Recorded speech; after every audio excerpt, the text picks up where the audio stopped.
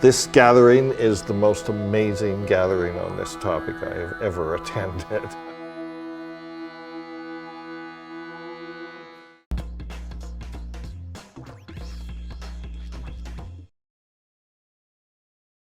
This is one of an ongoing series of lectures, seminars, symposia, organized by the Drug-Assisted Psychotherapies program, which is co-hosted by the Maudsley Psychedelic Society and the King's College Society for Psychedelic Studies. Before we start, I'd just like to say that all of us have been really humbled and overwhelmed by the public response to this event. I've been running events like this for 8 years now, and I've never really seen anything quite like this. We sold out all of our tickets in about 36 hours. We had 2,500 people express their interest for this.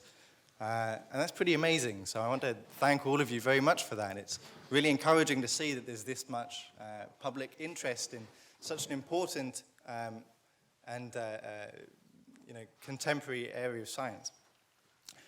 For those who can't make it here in person, it is being live streamed by our friends and colleagues at VoltFast. So hopefully the world will get out.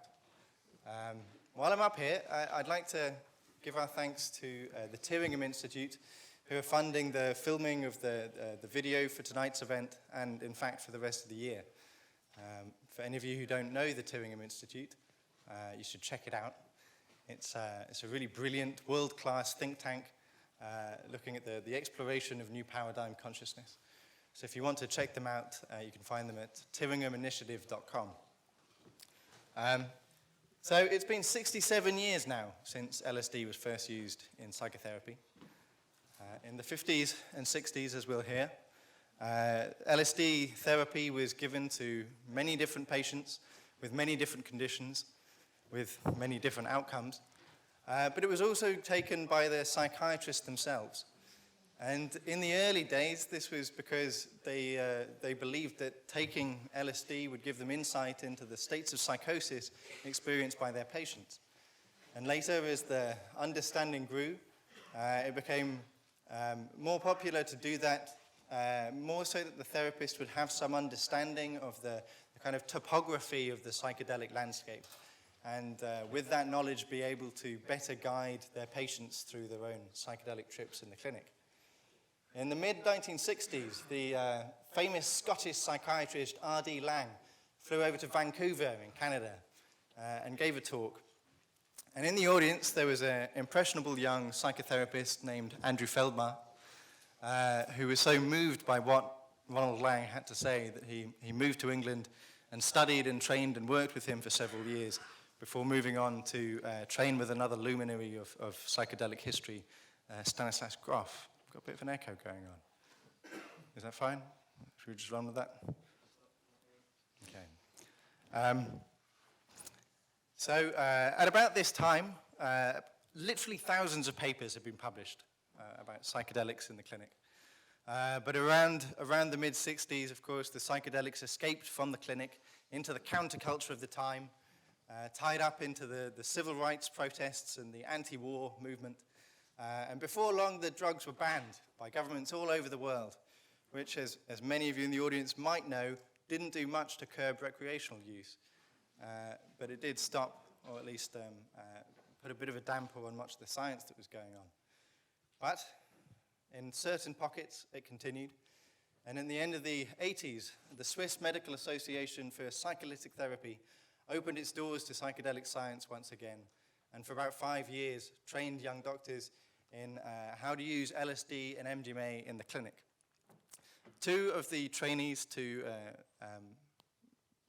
receive training under that scheme were Dr. FRIEDERIKE MECKEL-FISCHER and Dr. Peter Gasser, who has been president of this medical association for the past 20 years.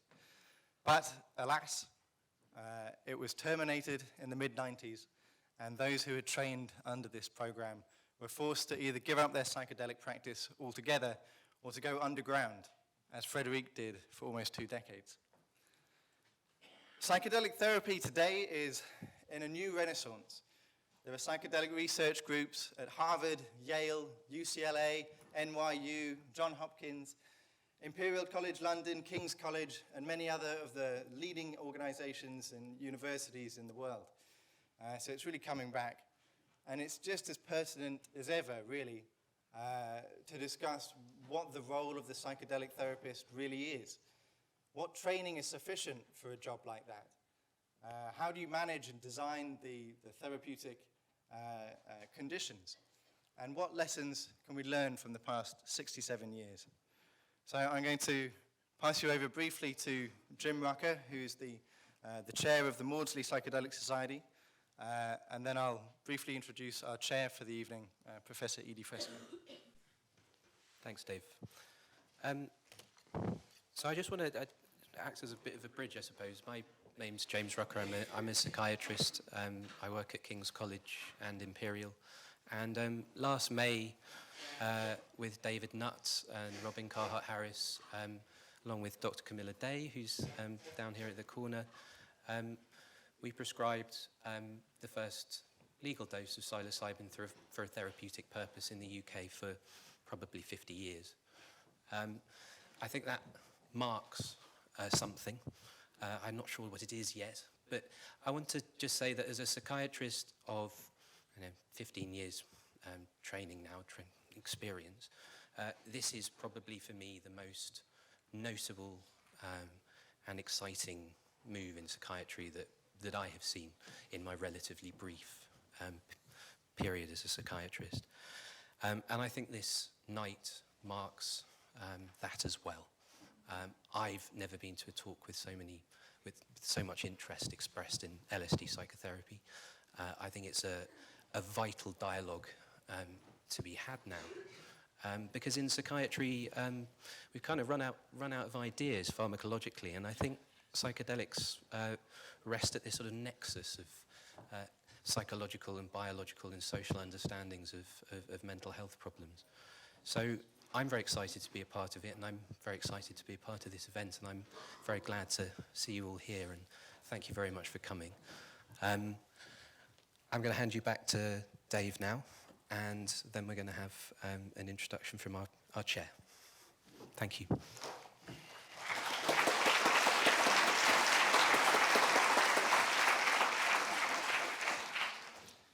So I'm about to pass you over to our distinguished chair for the evening. Professor Edie FRECSKA is the Chief of Department in the National Institute for Psychiatry and Neurology in Budapest. He spent 15 years in America doing clinical research and has published about 50 scientific articles and book chapters in schizophrenia and the affective disorders. He's trained as a psychiatrist, a psychologist, and a psychopharmacologist. His recent research has been looking at psycho-integrator plants and therapeutic techniques and endohallucinogens. He published a really great, really interesting paper this year showing that DMT may play a neuroprotective role in critical hypoxia.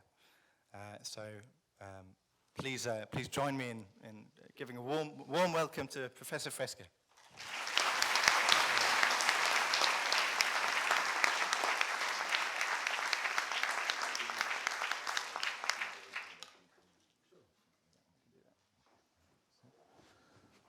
Hi.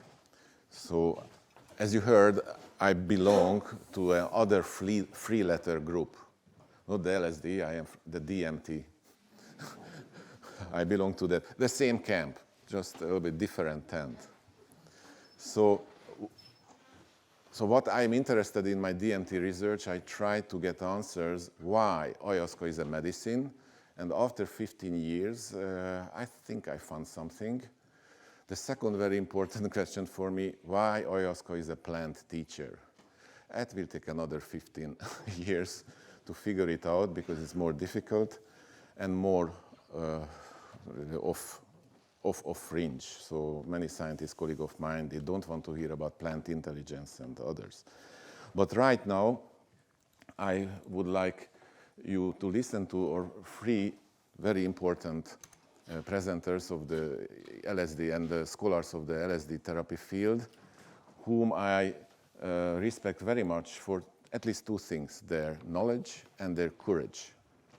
You know, doing LSD psychotherapy takes a lot of courage.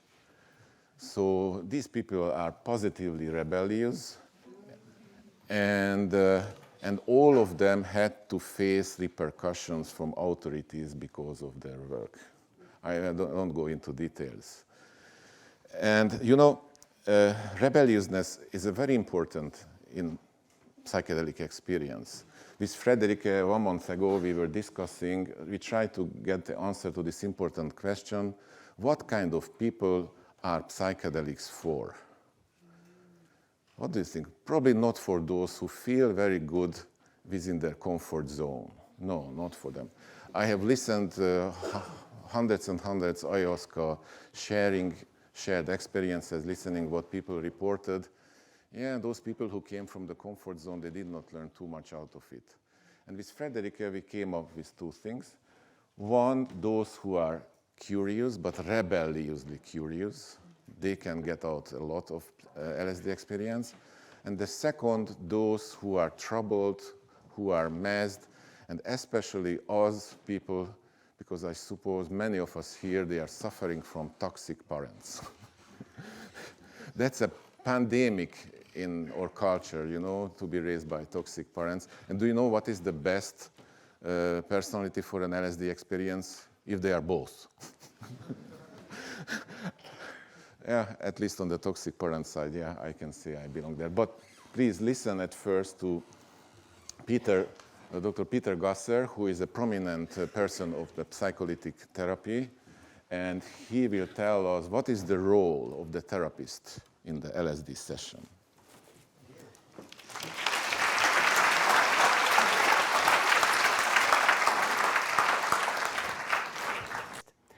Just a matter of interest, I'm a member and president of the Swiss Society for Psycholytic Therapy. We call it in Switzerland and Germany Psycholytic Therapy.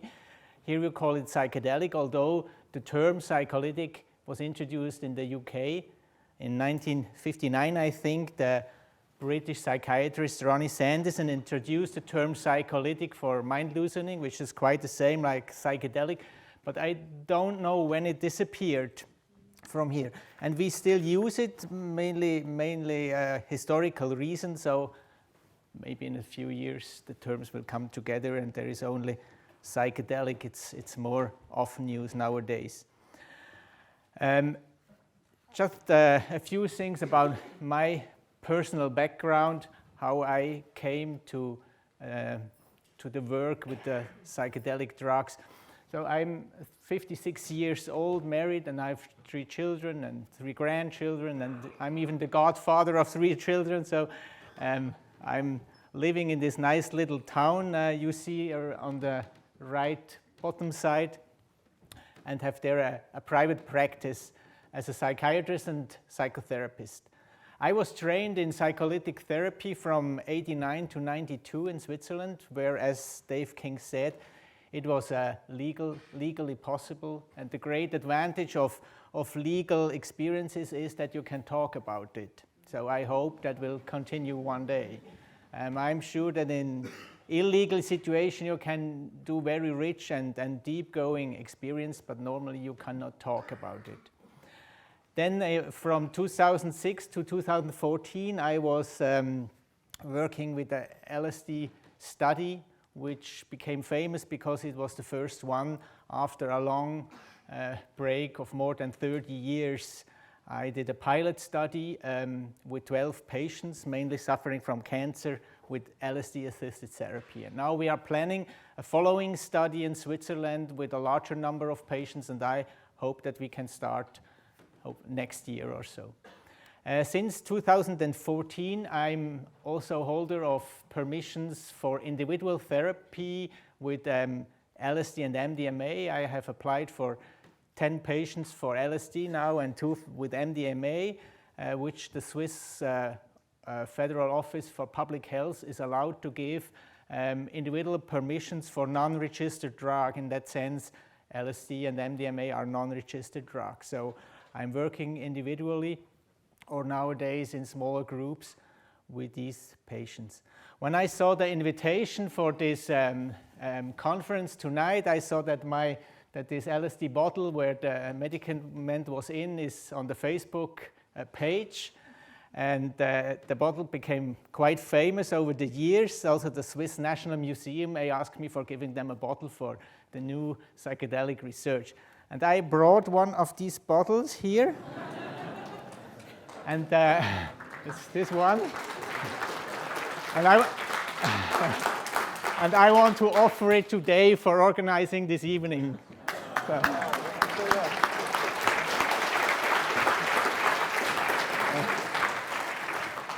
Yes, that is the place where I am working in. On the top you see my practice room with the 2 chairs where I'm doing the normal talking and sitting psychotherapy and also psychiatry work. And then for the individual sessions I put aside the chairs and working on the mattress on the floor. And the group sessions I do together with a friend in another room with groups from 6 to 8 patients or so. Let's just enter the topic. I want to talk about the therapy situation. And I want to ask you then what you would do. This is a man in treatment with me since 2040. He's a dental surgeon, is married, has no children. He came to me after an emergency landing with an airplane. And he then said after that he felt emptiness in life, no joy, no satisfaction, which in fact this was not true. He felt this emptiness mainly the whole life since he was aware of his life. He did 5 times ketamine, one on his own, and then he told me, and I said, no, maybe it's better if you do it together with me. I can guide you, and we did it then together. He was taking the ketamine and I was guiding. And then I thought it would be better to change to another substance, MDMA. Maybe we can talk about that. I don't want to go into the details now. I think or he suffers from a narcissistic personality disorder, or maybe, which is more probable from high-functioning autism. And now we are doing compassionate use. He did the 3rd session with 125 milligrams MDMA on 19th of October this year. And after maybe 2 or 2.5 hours, he said to me something like that. I feel a mix of tension, sadness, and anger. I could kill someone, just anyone. I don't care whom, because of my hate towards mankind, and also to make the experience of death in order to feel myself alive. So this is not a normal situation, as you can imagine. It's even not normal to have such a situation in psychedelic therapy. And just my question, the role of the psychedelic therapist. What would you say or do in that situation? Just to reflect a few seconds. You don't have to talk now about that, but just imagine that is, I was with him, he said that, and I know him since 2 years. We have a good relationship. What to say? So what I did, first I stayed calm.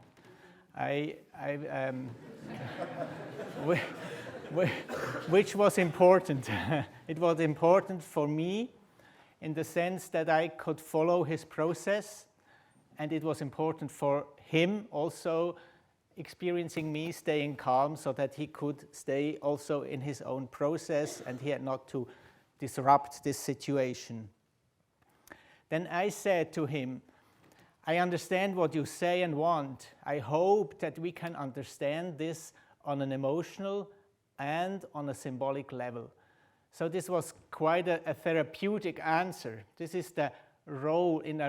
I acted in a role to say, I will follow you through that and I will help you to overcome the situation. That's the first thing. Then I also said, I hope that you will not kill anyone, and in particular not yourself, because he has a suicidal tendency over the time, I know that. And this is more an encounter, I would say, it's not in the role of therapist. I mean this as a person. This is my conviction that he should not kill himself. And I really, that's one of my take-home messages. We are not only in the role, we are also in the therapy as persons. So let's skip to a more theoretical part of my presentation. I have only 2 slides which are really important. This is one. So as I said, I was hesitating a little bit when I read the title of this evening. The role of the psychedelic therapist. Role is a bit like, I thought, I was a bit irritated. Are we only in a role there, like an actor is playing a role?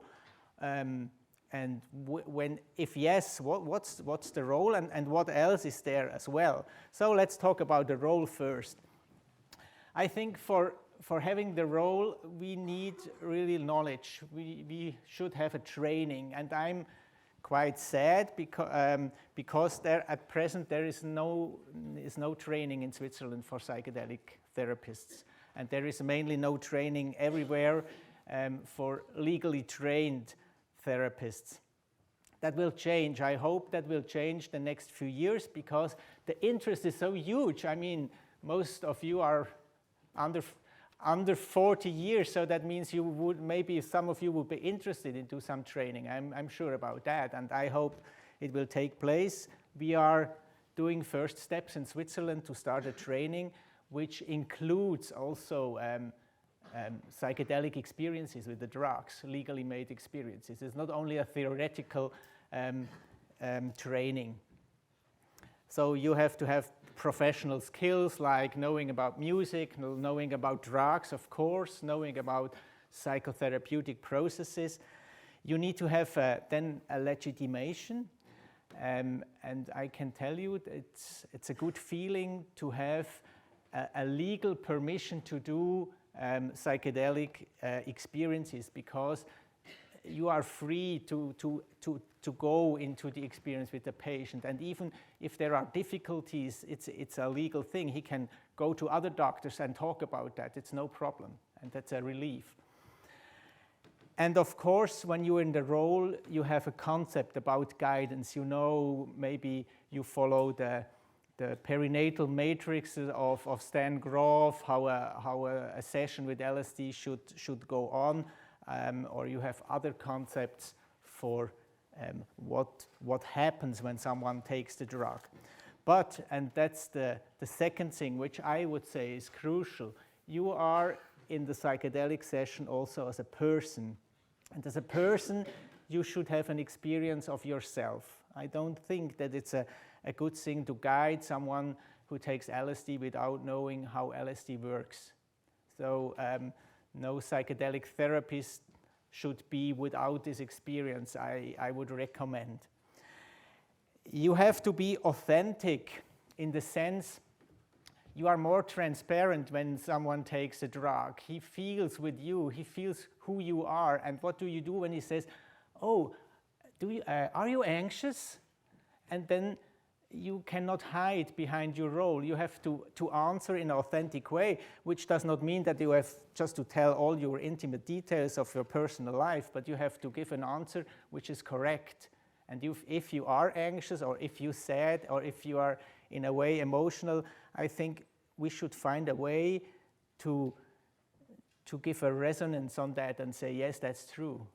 And in other therapies, it's a bit easier. You can maybe hide behind the role and ask, yes, since when do you have that feeling? Or it's maybe a projection, what you say, but that's less possible with LSD and other drugs.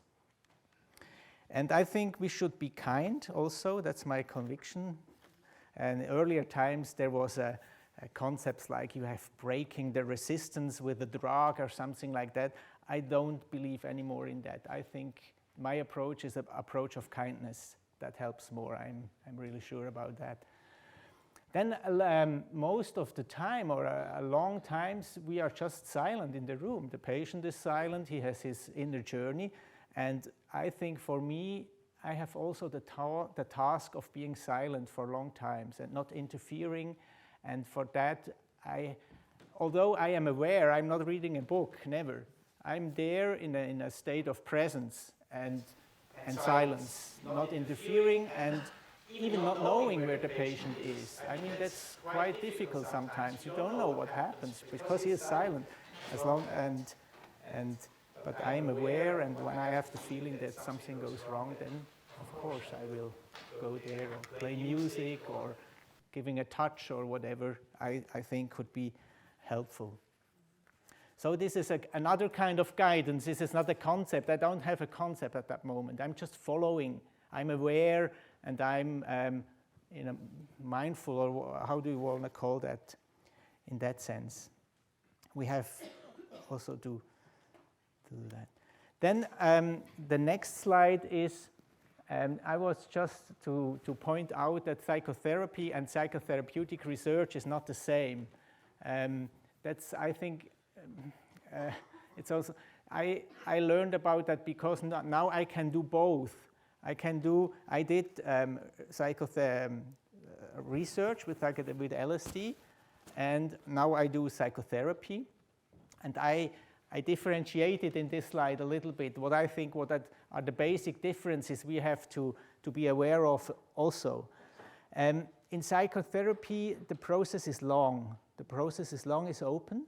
I mean, the permissions I have, they are for 1 year, but I can get prolongation, so I can do it as long as the patients need it. And from the 90s, when in Switzerland it was legal, we know that most of these therapies go for 3 years, maybe 4 or 5 years, and people do 7, 8, 9, 10 LSD sessions. And research is short. Research is, I mean, you have to watch only for a short time because it's too expensive when it's long, and when it's long, it's interfering with other factors. And that makes another kind of therapy when you do only 2 LSD sessions in 6 weeks or so. That is another kind of process. So the training that the therapist has to have is different. I would say doing therapy, you should have a therapeutic training. When you do research, maybe you can work also with the manuals that help you, that say the first session you play this and this music, the second session you play that and that. And that works also, I'm sure. The relationship, of course, and I think relationship is for me one of the most important parts of the therapy we do. It's also a kind of guarantee that a therapy will work even when it's difficult. It's different. When it's quick and short, patients are more idealizing and say, yes, you are the authority, you are the the person who knows. When it's in therapy, it goes slower. It's just evolving a relationship.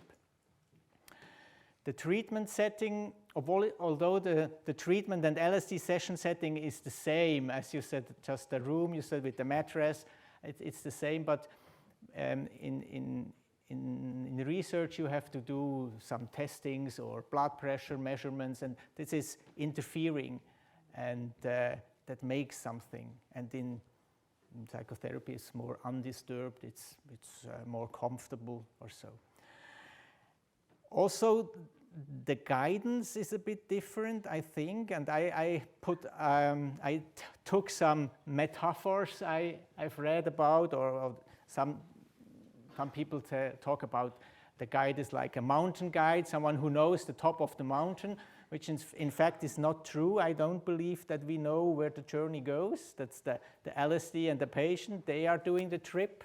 So but when it's difficult, you are a kind like a mountain guide who says, yes, I know it, and now we do that, this and this. But normally, it's sitting together, being quiet, or it's something like cabin crew. Yes, you are looking that the people are drinking some water, and you're just maintaining a good atmosphere, which is sometimes for me an important work as well. And I like this metaphor also. Now I'm quite at the end of my presentation. I want to end up with this quote, which is one of my favorite quotes, which basically means, let's be humble and friendly. And I'm open then for discussion. I didn't say anything about risks and dangers in the role of psychotherapy treatments. Also on the therapist side, I'm open for discussing that with you.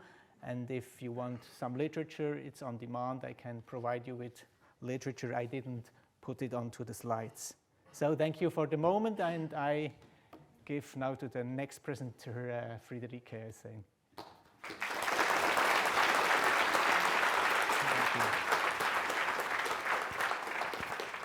Thank you. Yes, thank you so much. I'm overwhelmed by all these young people, as Peter already said. Today is a very special day. You won't believe it, but it's really true. 7 years ago, this very day, almost the very hour, I was released from custody, from prison.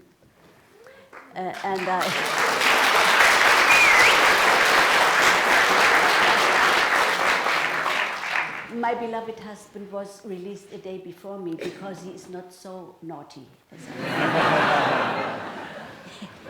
So unbelievable, and I talked to Peter before, and as a matter of fact, I'm standing here because of the grace of betrayal. This makes me speak publicly, allows me to do so. Now the official part starts. Ladies and gentlemen, I will talk now about using tools in psycholytic therapy. I am who I am, and my name is FRIEDERIKE MECKEL-FISCHER, and I was trained in the course after Peter, and half of the course was already illegal, so I'm sort of.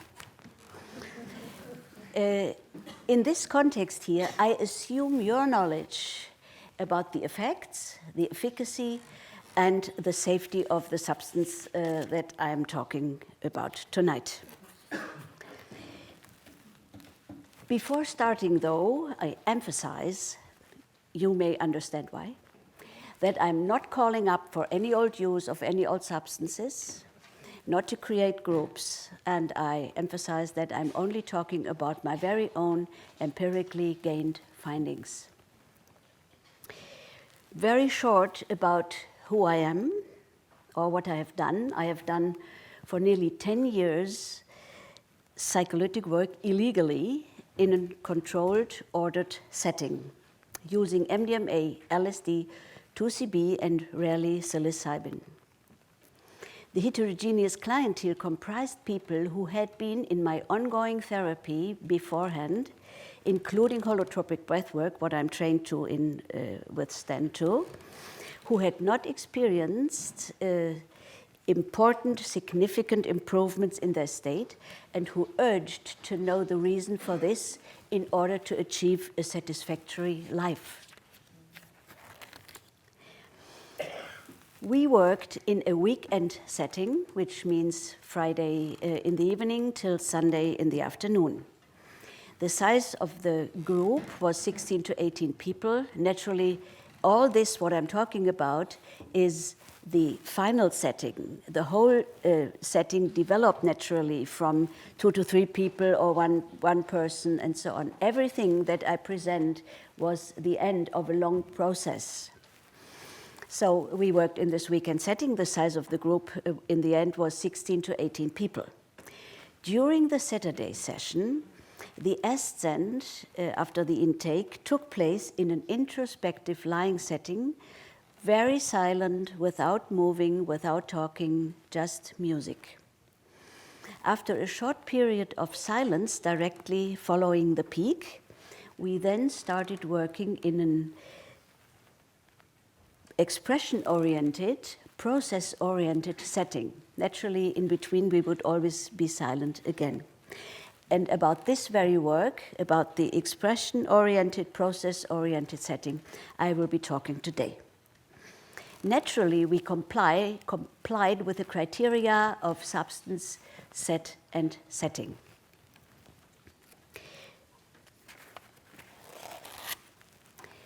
For me, psycholytic therapy is a therapeutic approach at the end of which a person is authentic in a healthy, balanced relationship with herself and her environment. After any occurred disbalance, a certain time is required to bring body, mind, and soul back into harmony again, like becoming somebody and oneself again. This involves processing trauma with its consequences, finding out and altering self-destructive neurotic behavior patterns and other incidents or beliefs that were not good for the very own person. This naturally means confronting and reliving whatever has happened in order to resign it to the past. There has to be a willingness to really look and watch and deal with anything that comes along on the journey. Naturally, following this consequently, the person has to know and to learn to be with a psychoactive substance. And this means practicing the attentive perception of the emotions through the body, expressing them in language, and regulating them in order to integrate them completely. This being a process leads me to the question, what is the difference between the first and the 25th session? I read you a little quote. I found myself in a wonderful, truly fulfilling state that I have never experienced before or since. It can't be described in words. White figures in big, bright, extending spaces. Everything was rounded, safe, supported, soft, warm. I was at one with myself, just perfect. Deeply moved, I said yes to being. I don't remember anything else. You may know by experience that every first session is unforgettable, emotionally overwhelming, and unique. Clarification, preparation, the external setting, and getting to know the psychoactive substance all have an important place here. The substance and its effect are the main focus. By the 25th session, though, the substance is merely a vehicle. The actual therapeutic process starts to unfold at the 3rd or 4th session. With this, the client's own responsibility and his own interest in his process start to dominate.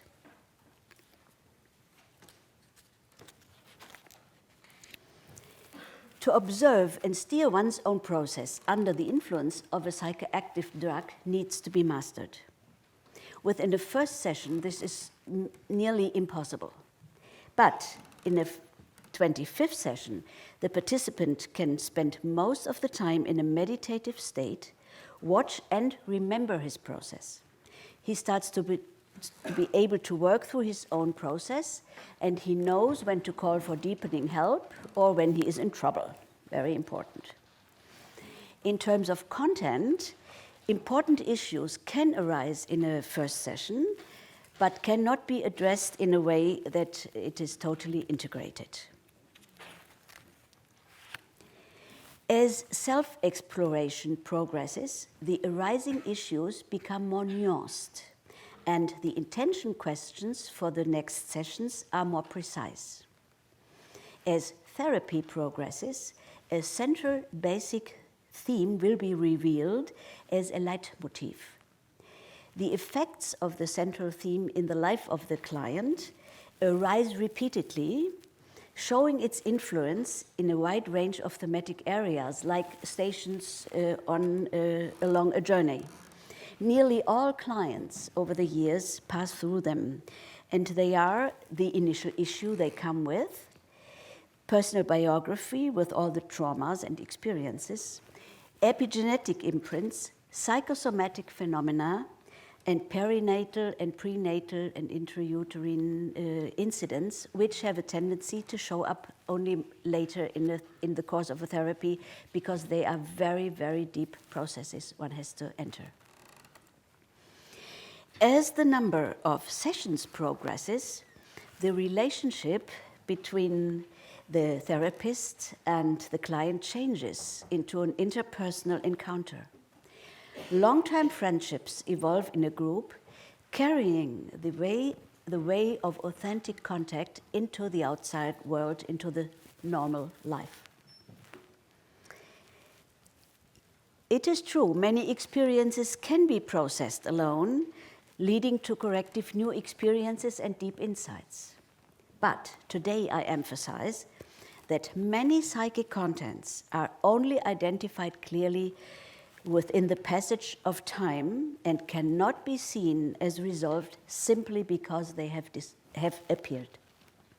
And it is these experiences that need to be processed and integrated with the help of psychotherapeutic interventions on a rational, emotional, and a body level.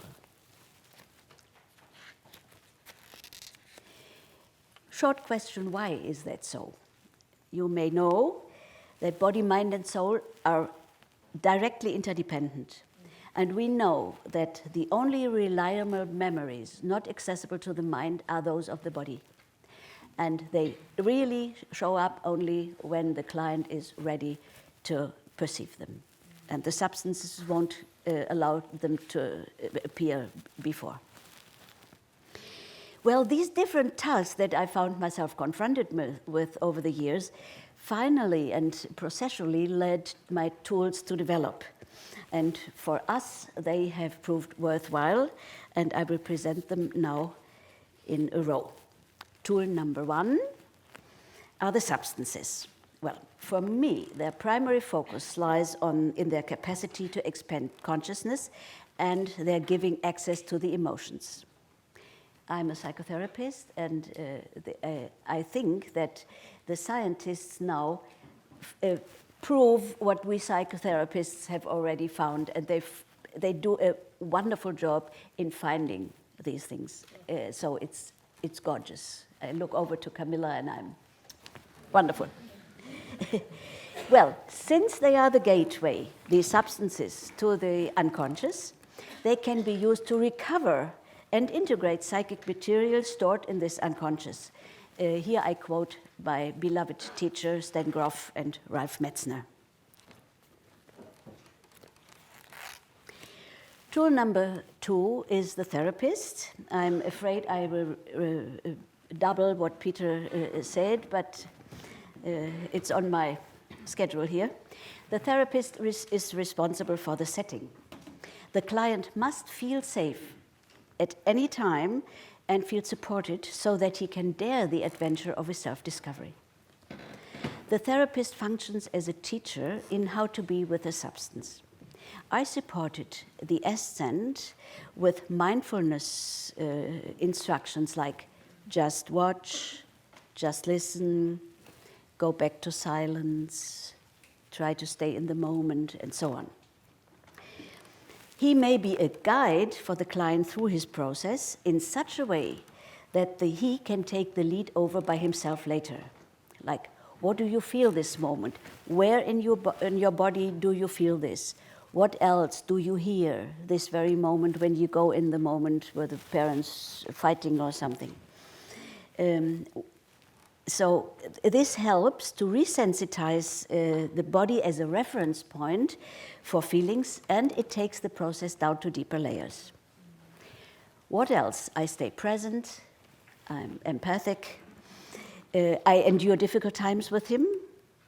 I might have to hold him physically or do body work with him. But most therapeutic tasks are the same as in a regular setting. And sometimes I even confront, but nice. It is needless to say that the trustworthy relationship between the two is the crucial key to a good result in the work. And it is needless to say that the therapist has to keep on working through his own issues and that he has to increase his knowledge and skills. Tool number 3 is the group itself. Co-supported by the effects of the substance, processes were much deeper in the group setting than in an individual setting. A group represents the world with all the wonderful options for projection. And these were explored, expressed, and corrected. Proximity and intimacy also made it possible to accept confrontation and criticism as part of a normal relationship in normal life. We worked with general themes like encounters with shadows, like attitudes towards parents. We explored our own perception. This always went very silent when we watched our own perception, and we watched and found out together how we developed our belief systems. The group was a vessel for the individual in which his own process was supported and could be reflected. During the individual work, everyone in the room was able, or if he wanted to, he could also lie down, but mostly they remained sitting, and they could follow. When I was working with someone, they could follow if they had maybe the same issue. So sometimes people worked on their dead fathers or mothers the same time.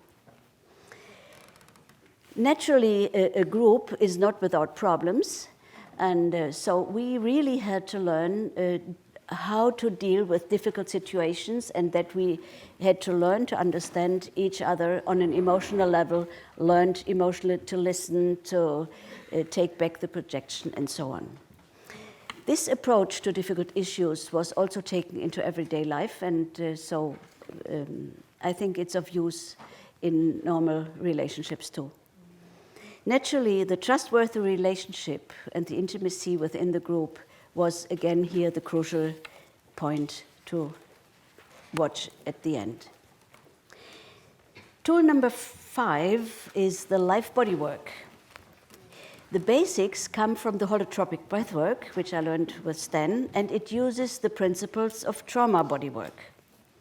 The term describes that we worked spontaneously whatever appeared. Body experiences, you may know, also always are relived in the as-if-now mode, and they are mostly combined, or they are like a fight for survival, and so like an encounter with death.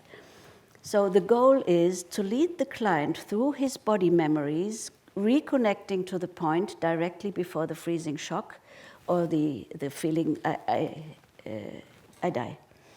In most instances, full integration involved allowing space for an incomplete physical movement, like struggling, screaming, doing all kinds of things. And as I said, this was used spontaneously. And I read you a little thing. Naturally, I knew the history of the lady before. No breath, felt like vomiting, was in my usual thoughts. I can't, what I'm doing here anyways. Then you wrapped me in a blanket and I was in the womb. I had to get out of there, this horrible pressure on my head. You encouraged me from the outside. I was happy to hear you and react. I screamed, couldn't tell up from down, struggled and fought for my life. The thought flashed into my head, you're dying. Finally, the pressure is gone. I'm here breathing. You hold me in your arms and look me loving in the eyes. This example demonstrates the procedure. We reconstructed, as we did in Holotropic Breathwork, the moment. Through the entire work, the client remained in contact with me via her adult ego or the self-reflecting I. By arriving in the present, a retraumatization is excluded and the happening can be classified as past.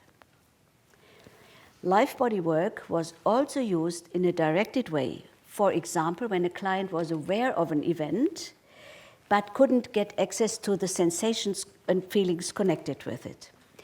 The client then, we talked about this naturally before, and then the client went deliberately to the moment of the event. Mostly he had seen it in other sessions before, and we restaged the process. So in my book you can read that we pressed a pillow on someone. Naturally, her brother had tried to kill her with a pillow, so we restaged it. Naturally, we let her a little air to breathe, you know. Then the procedure was the same as described before. The last and 6th tool is the music. Sorry, I had to, oops. Is the music. Music is an essential tool, and it actually should be in the first place, but I couldn't manage this technically. So music addresses the emotions directly. It instantly releases complex memories of every sensory quality, and it sets internal processes into motion. The quantity of music depends on the degree of experience. A beginner is easily lost without music.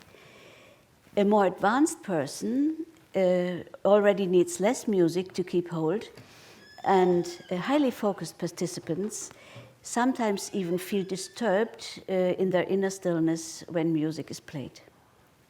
The choice of music is dependent on the experience too. A beginner is better off with mildly evocative music, but music too snuggly won't bring the process into the surface either. With advanced people, one can dare to play difficult pieces that evoke difficult feelings, but it has to suit. The choice is depending on the substance too. MDMA and LSD need other pieces of music, especially on the peak.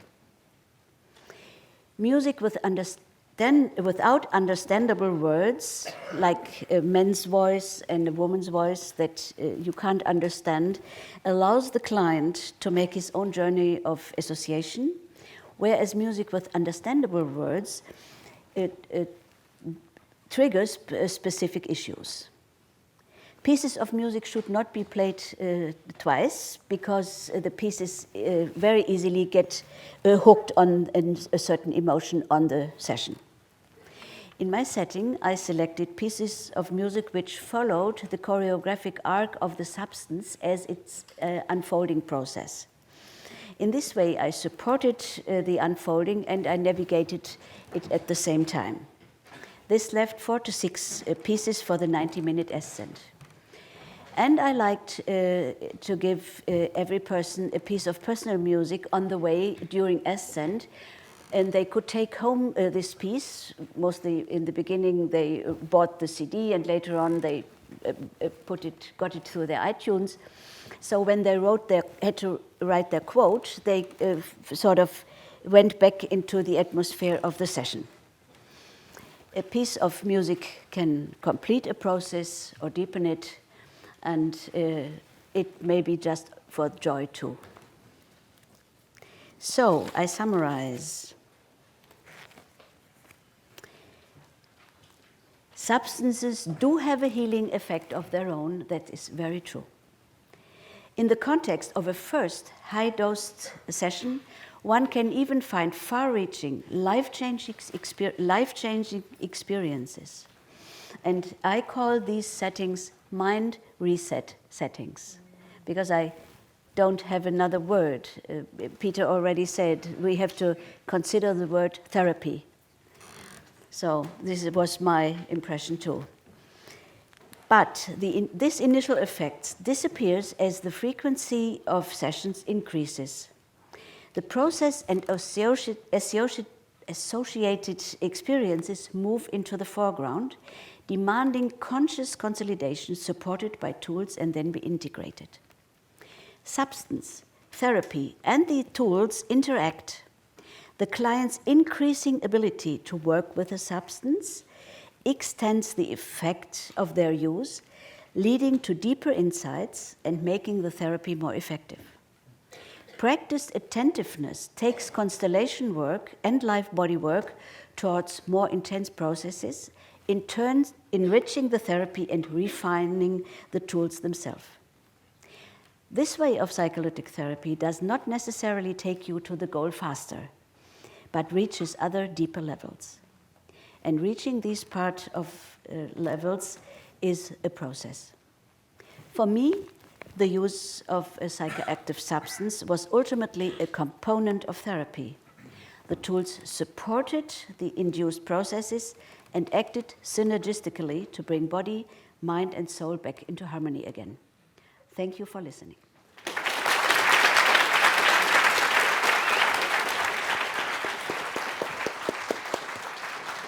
Thank you. Let me introduce you Andrew Feldmár. He was also born in Hungary, like me. He left Hungary after the revolt of 1956. So much about courage and rebelliousness. And he is trained not only in psychology, psychotherapy, but he studied mathematics, physics as well.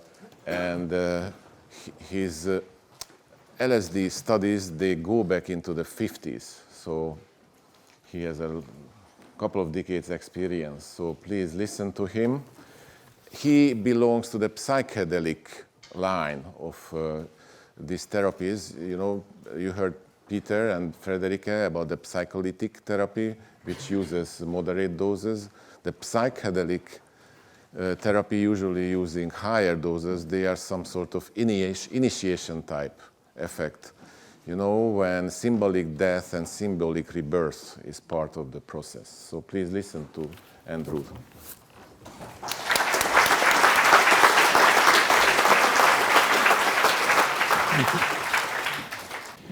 The major reason why I dare to come in front of you is that I'm hoping that within a very short time there will be psychedelic therapists being trained. And the way it's going now, I have worries about, which is primarily MAPS is very busy with the plans of training psychedelic therapists, and the ethos in those circles is that the essence, the really important thing is the substance. The therapy or the therapist is way secondary. And I'd like to put all my experience against that and say the therapist is most important and the substance is way secondary.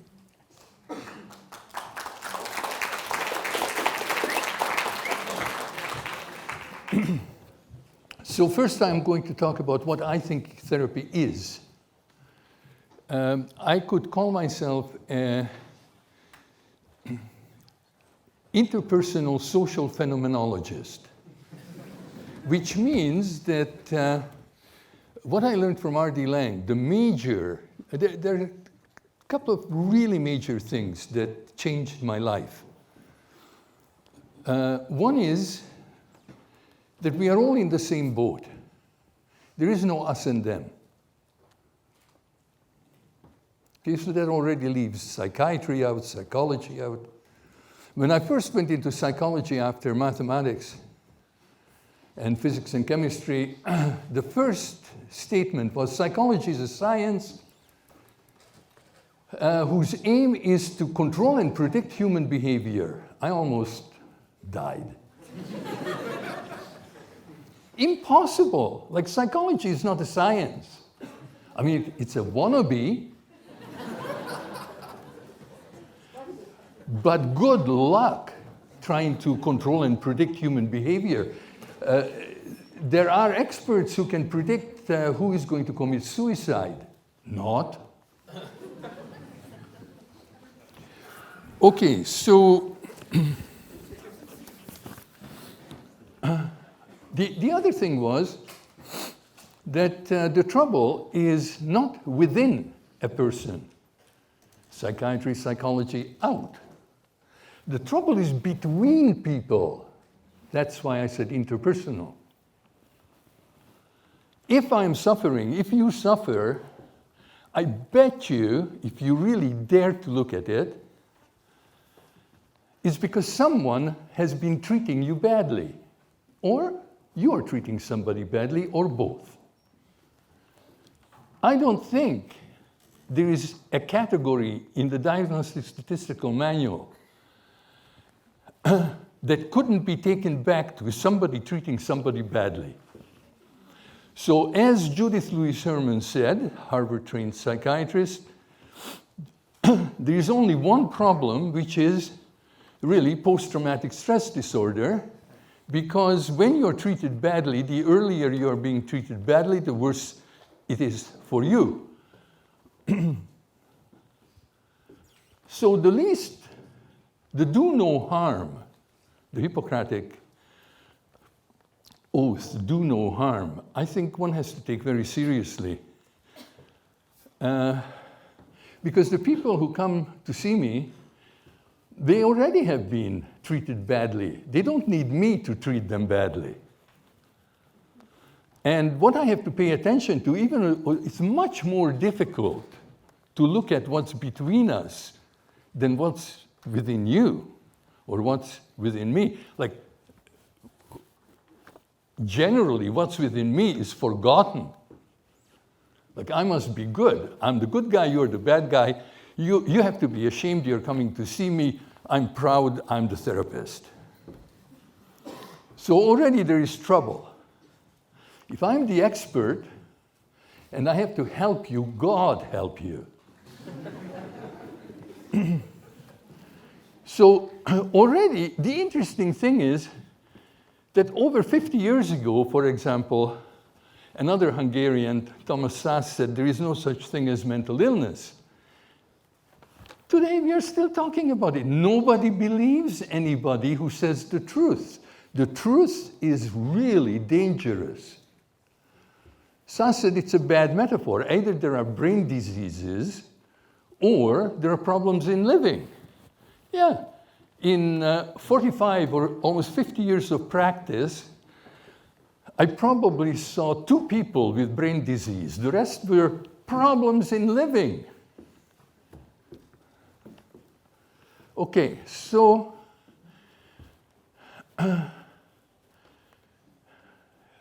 the terms that come to my mind is emancipation. And if somebody asks me what I'm doing in therapy, it's probably conspiracy.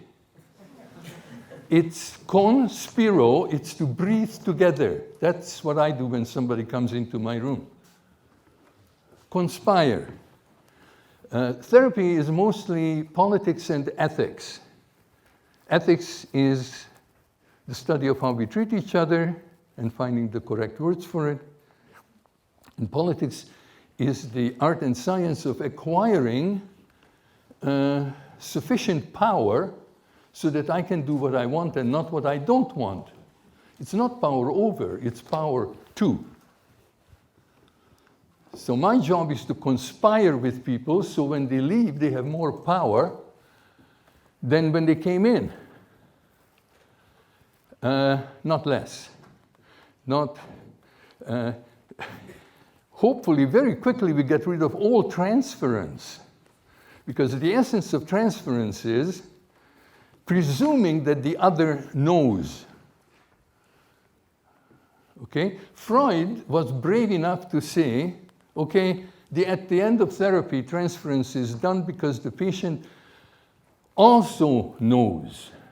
But Lacan thought Freud was too cowardly to think it through. And Lacan said, the end of transference is when you realize, shocking, nobody knows. Nobody knows anything. And especially in psychotherapy, you cannot generalize. It's not a theoretical science, and it's not a productive science. Now, Aristotle, over 2,000 years ago, said there are 3 kinds of sciences. The theoretical ones, like mathematics and physics, the productive ones, like carpentry, architecture, and medicine, because there is blueprint, you produce something. And then there's a 3rd kind of science, which he called the practical sciences, which you do by the seat of your pants.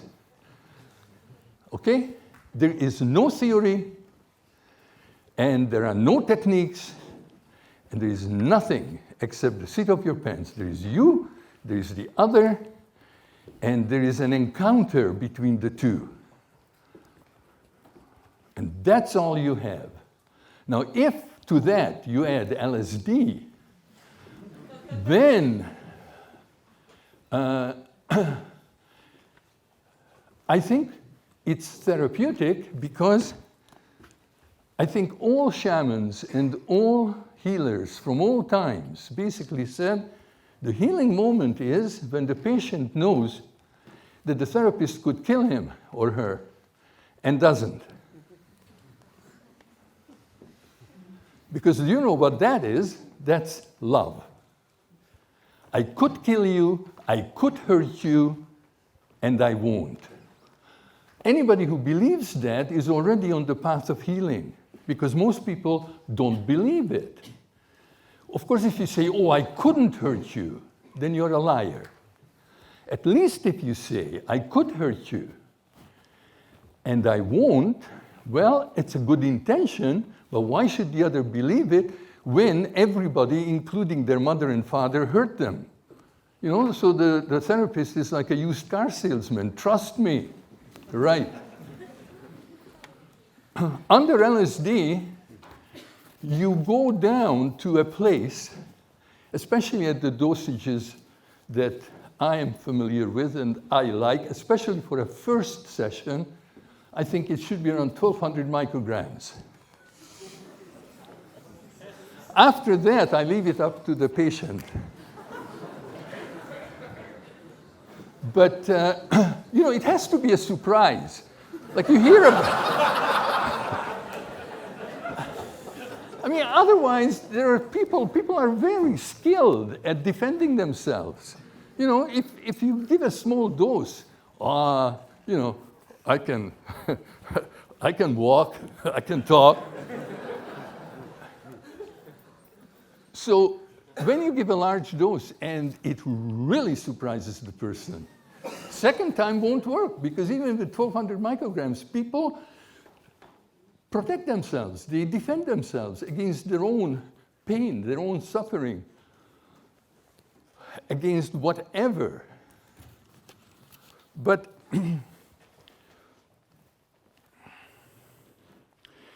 during that first time, when you probably for the first time realize that you're not alive because you're so smart, but you're alive because something lives you. No? You could call it a religious experience, but it really isn't. When you realize that you don't know how to liver your liver, you don't know how to kidney your kidney, you don't know anything. And yet you are here and you're breathing and you're looking. It's a miracle, isn't it? Something lives you. Now that becomes, I mean, it's really obvious without LSD, but by God, if you took LSD, it would be even more obvious. So here, looks like we are separate. We take LSD, we go down here, where my palm is. And more than likely, we experience something that the French call participation mystique, the mystery of participation, the mystery of partaking in each other's minds, in each other's consciousness, in each other's unconscious, whatever there is, we become one. Embarrassing, really embarrassing. Especially if, you know, it's more intimate than sex. By the way, I slipped in something that nobody talked about, which is, it was mentioned that a psychedelic therapist should have the experience of the substance. I say there's a difference between doing psychedelic therapy when the therapist takes the LSD as well, than when the therapist doesn't, and then basically already puts stress on the patient, because who wants to be observed? And how can you say you're not observing when you're not sharing the state of mind that the other one is in? So either both of us are going to jump in, or neither of us. It's 1, 2, 3, take your clothes off, and I don't take mine off.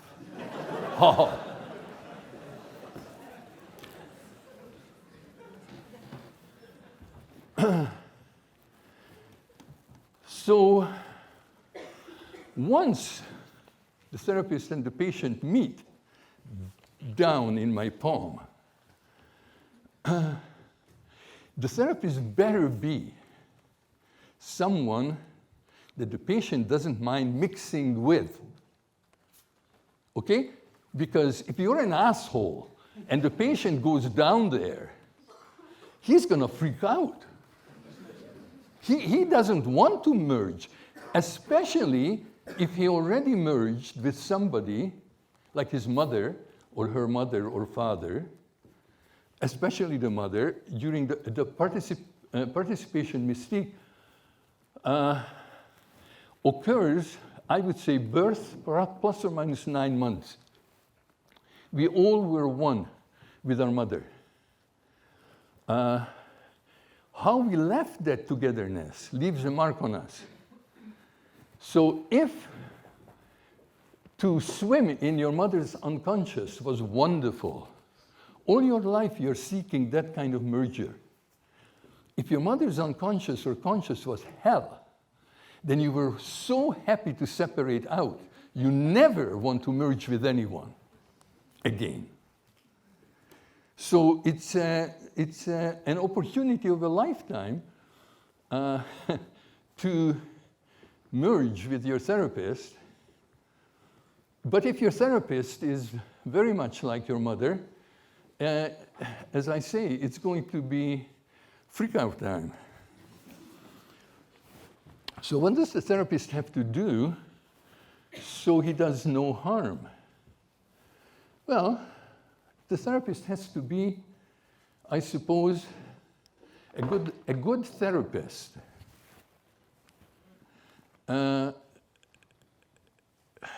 Another Hungarian psychoanalyst, one of Freud's favorites, Sándor Ferenczi, said, if you want to be a good therapist, there are 2 things you need. One is you have to have a lot of time. 2, 0 ambition. Now, why is that important, to have 0 ambition? Because I think most of us suffer because of the circumstances, because of what has been going on between you and others, is basically to tell you what you should desire. Your desires have to be desirable desires. A 7-year psychoanalysis basically is about the vicissitudes of finding your true desires, if you can ever get to them after your mother and father told you who you should be, how to play their good son, the school told you how to play a good student, then you have to be a good husband or a good wife, then you have to be a good mother or a good father, a good man, a good woman. Who remembers your own desires? And what if I am my desires? So the last thing I need when I go to a therapist and take LSD is to tune into my therapist's desire. Even the therapist shouldn't have the desire for me to have an orgasmic trip, a life-changing trip. Nothing. Like, I go into an LSD session always as if for the first time. I don't know what's going to happen. You can imagine a first LSD therapy session I did in 1974. And I still go into a new session knowing nothing. And sort of like, I would say, Nico Tinbergen worked with autistic children. He was an ethologist. He wrote a beautiful book on seagulls. And how he worked with autistic children is he did nothing to them that the children didn't do to him.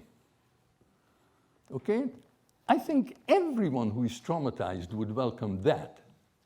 I will not do anything to you that you're not doing to me. So I will not touch, I will not speak, I will not look until the other looks, until the other touches, until I follow. I am there with. If the other is silent, I can be silent for a very long time. If the other speaks, I'm there. Another thing R.D. Laing taught me is what to do when you don't know what to do. And most teachers, most schools, iron that one out. You're not supposed to not know what to do, right? So you're already motivated to lie. And the answer that I found, he never told me the answer. He just said, what do you do when you don't know what to do? Well, I found for myself, I do nothing. Absolutely nothing.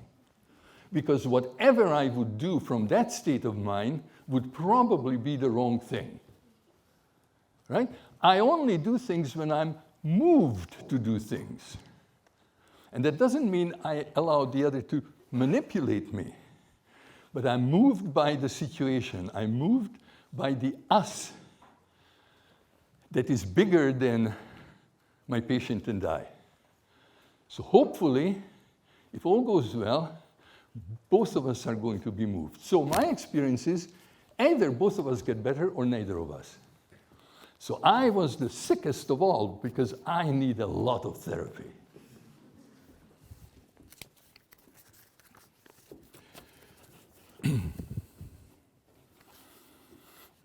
How much time do I have? Do you know? 10 minutes. Oh, good.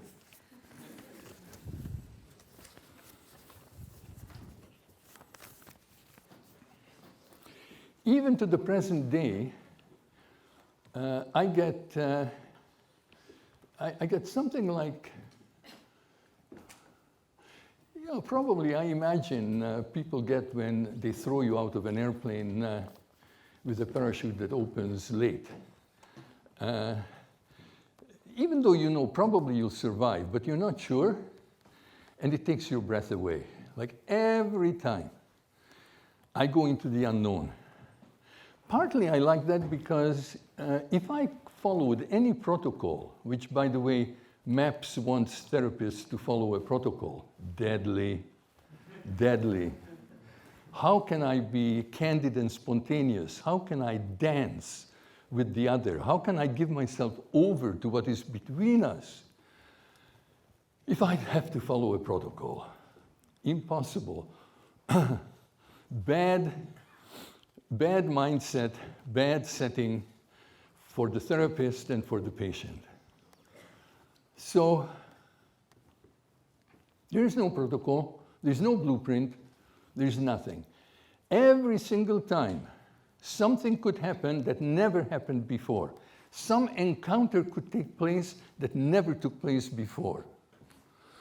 So that makes my life exciting, and I think life is extremely dangerous, and all excitement takes you into danger. Death is perfectly safe. So anybody who wants to be safe using dangerous substances, don't kid me. It's dangerous. The very first LSD therapy session that I did supervised by R.D. Laing was with a young man who, he took, I think, 600 micrograms. I took 300 micrograms. And there we are. I'm holding him in my attention, like, by the way, a midwife. Although even a midwife is a little too technical, but the metaphor is good. I'm definitely not an obstetrician. But a midwife lets the other be, by and large, and doesn't get frightened. If I were a woman who is about to deliver, I would find an old midwife, one who has seen many, many things, and will not get scared where younger ones might. Because fear is contagious, and the last thing you want in the room is fear. At least not the therapist's fear. So there we are, and things are going well. We are dancing, not literally, although that happens, but there we are. And that he looks at me and he says, would you mind putting your penis up my ass? He on 600, Ion 300. Unique moment. Nobody ever asked me that before.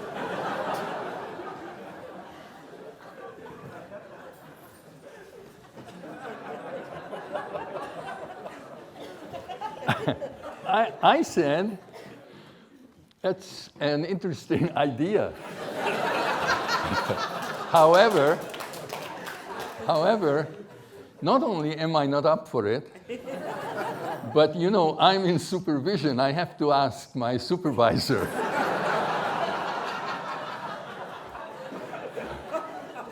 That was okay with him. We went into other areas.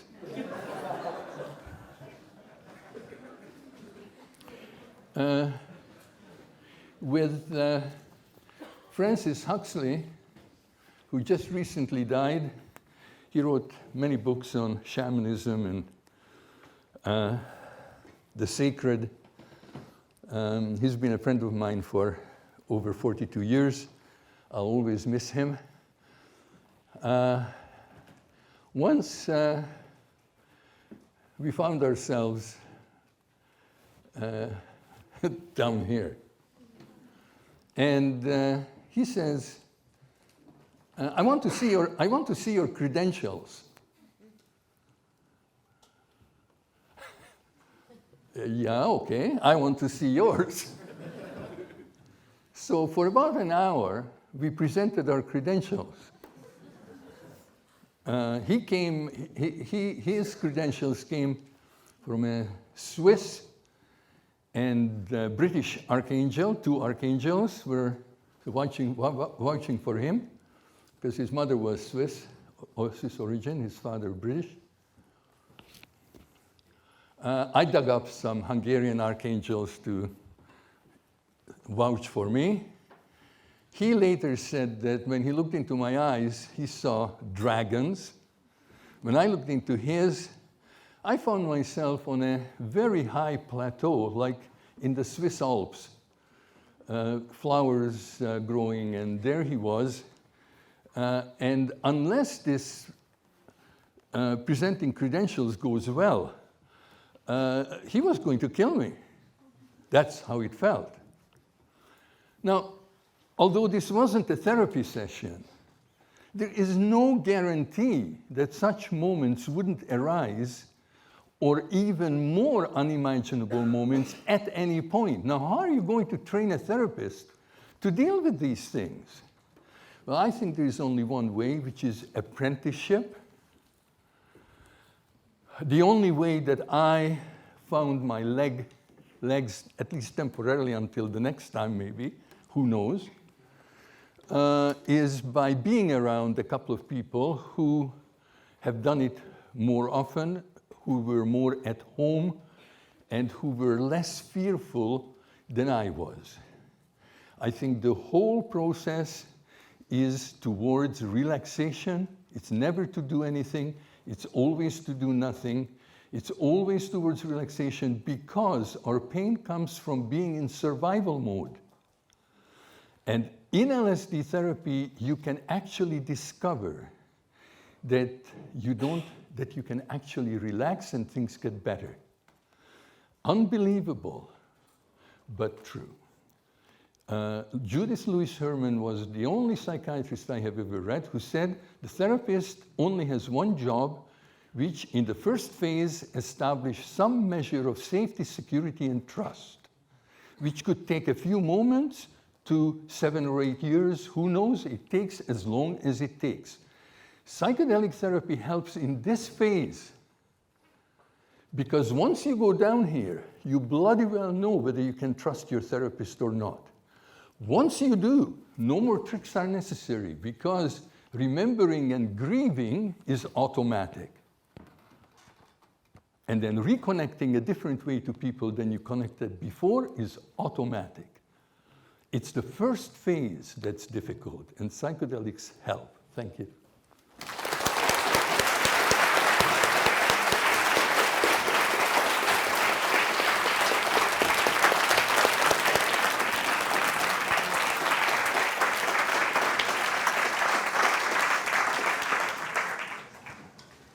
to be an ornithologist, you don't have to be a bird. But what about LSD therapist? But do you know, even to be an ornithologist, if sometimes you become a bird, that would help. So I would open the discussion panel now. Please, you have 2 microphones here. Please line up. I would like to say a sentence. Oh, okay, all right. Okay. Yeah. I forgot to tell you something very important, which occurred to me when I heard you talk. I always took the same dose as the clients, by the way.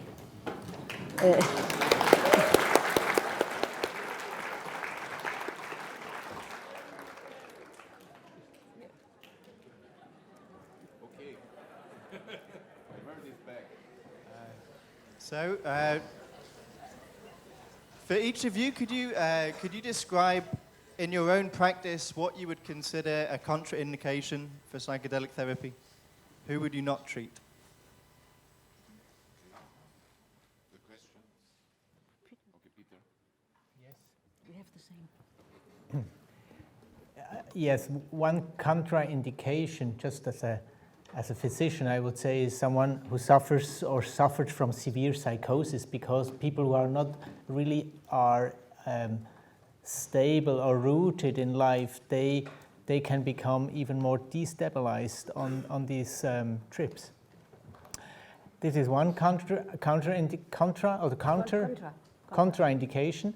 And the second one, on the relationship, I think someone suffering from severe borderline personality disorder, who is not able to establish a stable relationship, who could not follow you in a relationship when you are, when she or he would be in difficulties, for me would be a contraindication in this medical setting I'm doing. I would add, as a psychiatrist, that bipolar disorder would be a contraindication for me. I have seen bipolar patients flipping, especially into manic episodes.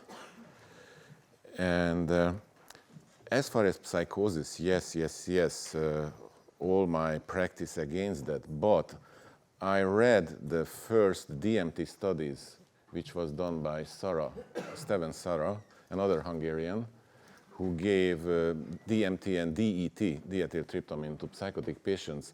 And it was a surprise that many of them did better, and most of them tolerated much better than normals. As you can guess, I don't work with labels. I think they confuse, it's like people become out of focus. If I say, here is George, then I can see George. If George is a bipolar or George is this or that, he's one of a class and I don't see him anymore. I can't do that. So the only contraindication for me is, there are 2. One is self-selection. Fortunately, in my experiences, people who would get into trouble don't want it. They don't volunteer, they don't ask for it, and I never offer it to anybody. So anybody who asks for it is okay by me, and that's the first step of selection.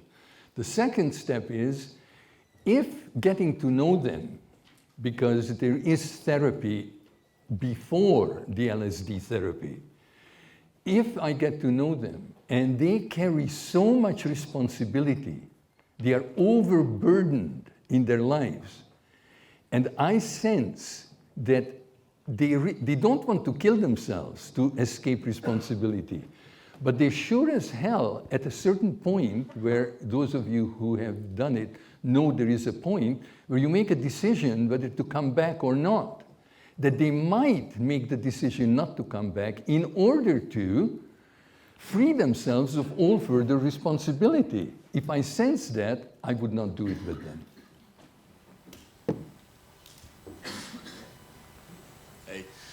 So the idea of guidance in a psychedelic session, some sort of like framework to operate within, is really interesting. For the recreational user looking to add some sort of structure to their trips, are there any kind of resources or Anything to draw a frame of reference from?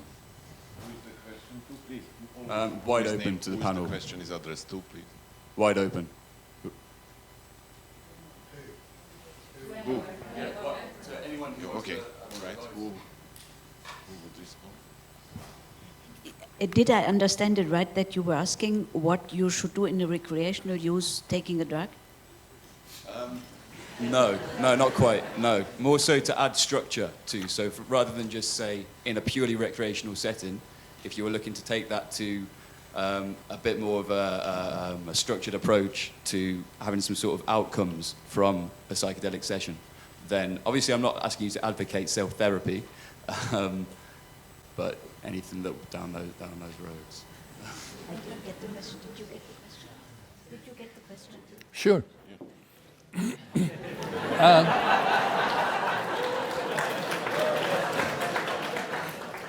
No, really, I don't want to embarrass you, but the question is, it's unanswerable, okay? Like, we are talking about LSD psychotherapy. I am talking about having somebody in therapy, and at a certain point, it comes up that a psychedelic would enhance therapy. So then your question is moot, and next, please.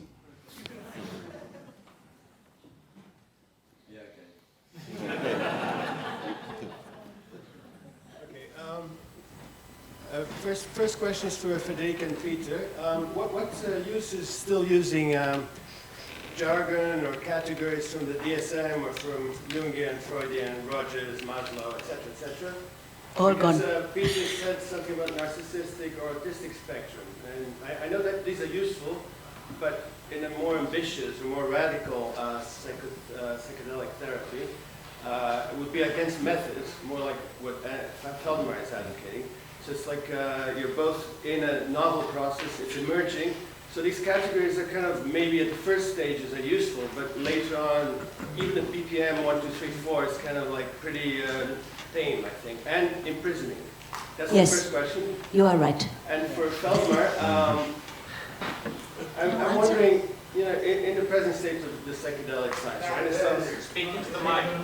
Okay, in the present state of the psychedelic science Renaissance, what I feel is lacking is a kind of deeper sense of the political and ethical, such as was addressed in 1967 in London at the Dialectics of Liberation Conference. So my ambition for the next Breaking Convention is to have a stream or a panel addressing these issues. So I would just leave it with something called dark shamanism. You know, the ayahuasca that's being used, or maybe the LSD, the small dosages, at the moment are kind of just touching the surface, because both the establishment of the psychedelic therapists and a lot of the psychonauts are not really going into the really dark, you know, where Kali is, where the worlds are destroyed and created. So that's my comment. Okay. I start with your first question. I think you are right. Peter said something about a concept. I think the psycholytic or psychedelic therapists are trained first in the normal life with a concept. But as life and therapy, and especially the own use of psychoactive substances goes on, you lose the concepts.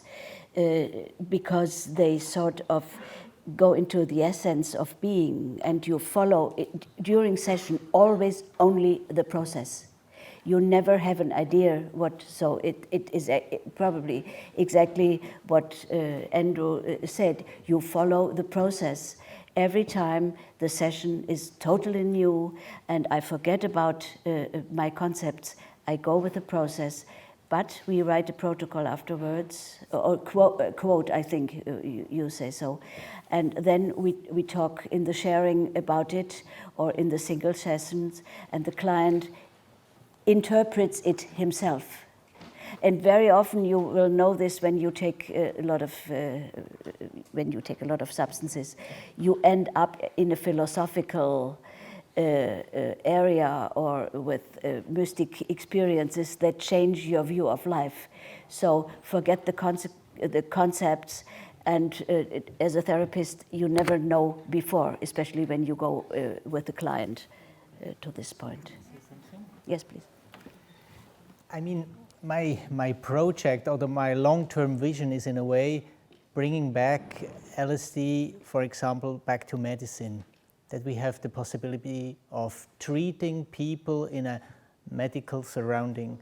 And I think for me, it's also important to have these labels and to collect information also on the diagnostic level. I know about the limitations of that, and I know there is a whole person in treatment. It's not the high function autism. It's clear, it's a label, but on the other hand, and he asks me, what is my disease, the patient I just introduced, and I tell him, it's not important in treatment, but it's important on an academic or intellectual level that I'm reflecting about that. Does LSD, for instance, help when someone has autism?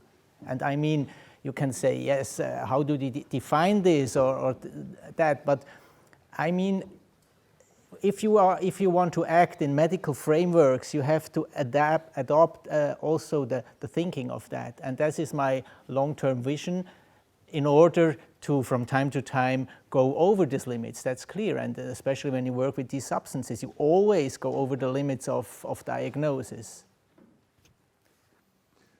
Okay, just responding to Kali. Oh, okay. I follow the shamanic tradition, so it's closer to me, and I see a big difference between the shamanic healing and the European healing.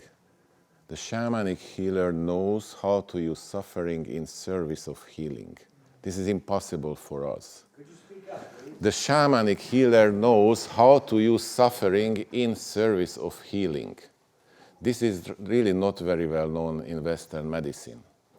So a shamanic healer sometimes knows that some people must be led into dark places. They must meet with their demons.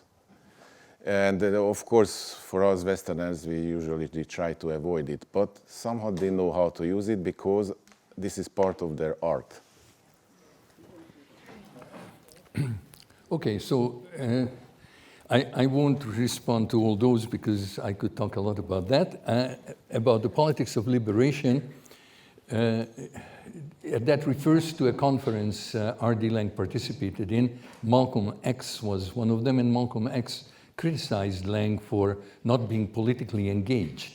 He said basically, what's the use of all this therapy when the world is going to hell in a handbasket, and what are you doing about it?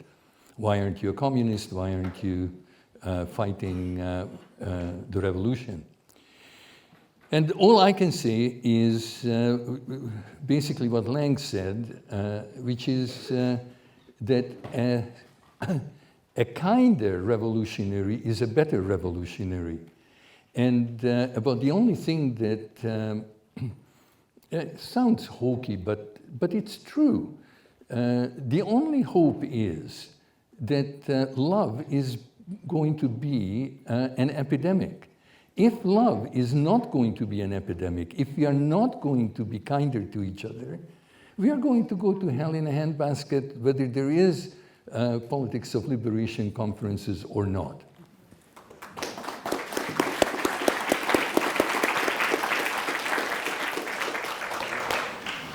Hi. One of the known side effects of psychedelics, and LSD in particular, is HPPD, hallucination persisting perception disorder.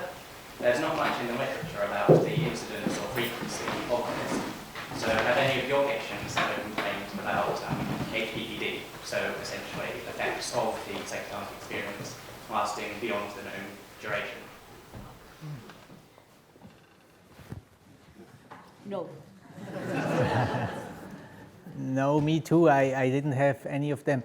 And it's not so much known of HPPD if people take only one substance and reasonable dosage or reasonable frequencies. I think the risk is really low, but I think there are no data who say what will be the amount of risk. I think most people who suffer from that are people more who take it often, frequently, and I don't know, polytoxicomanic.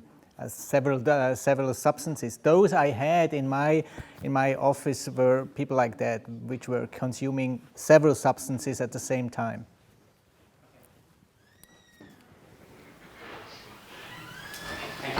Firstly, I'd like to say thank you very much for your talk. It was incredibly interesting, very informative, so thank you. I want to ask, Andrew, you talked about the large quantities, large dosage that you often use on your patients. I want to ask what the rest of you, what your opinions are, what you administer to your patients, what your reasons are for that.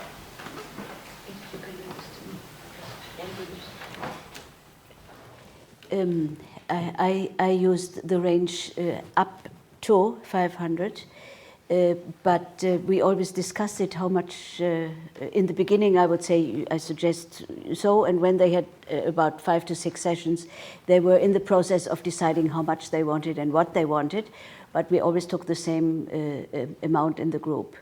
So, but naturally when we said today, some guys said I want 300 for example, then the others said me too, or then a very brave guy would say I rather have 350, so that we would be almost in the same space, you know, but normally I combined LSD with MDMA, or we took first 2CB and then some LSD, or so we decided this beforehand, and we decided the dosage too, according to the intention.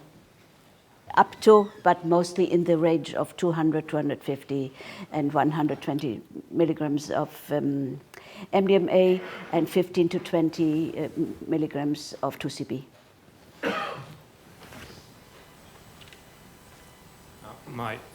Can you hear me? My question is for all of you. One aspect I would like to hear you speak a little bit more about is transference, especially in the context of psychedelic therapy. I think from what I've read so far in reports by Stan Groff, it's that transference issues are exacerbated under psychedelic therapy, especially through hallucinations. For example, when the therapist was going through problems with the patient's father, the patient would see the therapist assume the features of his father, and he would manage this problem as a transference problem. My question is twofold. Could you tell us a little bit more about how you manage, if you encounter, and how you manage these transference issues, and if you could perhaps give us some strategies also for the rest of us who are not therapists, but who might still encounter transference issues in our own psychedelic work. So I believe that transference is very intense and very quick, but it's not exaggerated in the sense that it's something that would not happen in another therapy. And it's not, I think it's not distorted by hallucinations. That's not what I saw. People are in the first session, they tend to be in a strong transferential process. And it's me being aware of that it happens, like in other therapies as well, and just knowing it comes quickly. And then you can talk about it, and you can work on that like in other therapies. And sometimes the transference goes more into direction of projection or idealization, but basically it's the same. I mean, when they say, oh, you are such a wonderful person, you put just the right music at the right moment, it was like magic. It's a kind of transference. I know that because I know that I have no magic qualities, that I can know what's the right music for that person. So I'm aware of what he says, but dealing on that is the same, like in other therapies. I handle it the way that then I say for example, Conrad, will you be the father? And then this person could look at his father and really go into whatever comes up, you asshole, or you never loved me, or then on the session, then this person gradually, because things go faster there, comes to the sadness that the father had treated him all the time so horrible. And then we work exactly on this, and this is how I deal with this transference especially. And naturally, when I'm in the same space, then he reads me and I read him, so there is not so much transference because we meet on the same level. Because under LSD, often words are more trouble than of use. What I find works best, which actually does in regular therapy, is for the therapist to be absolutely and without any exception to be 100% himself, idiosyncratically himself. The old method of being a blank screen encouraged transference. I am no blank screen. People who have lost themselves, either in they weren't sure whether something was real or not, or they didn't know who I was. If I went about my business as I usually do, for example, pour a cup of coffee for myself, or if I smoked, I light up, that's enough to dispel transference, because they know that whoever they are projecting onto me never did that, not that way. Thank you. Hi, good evening.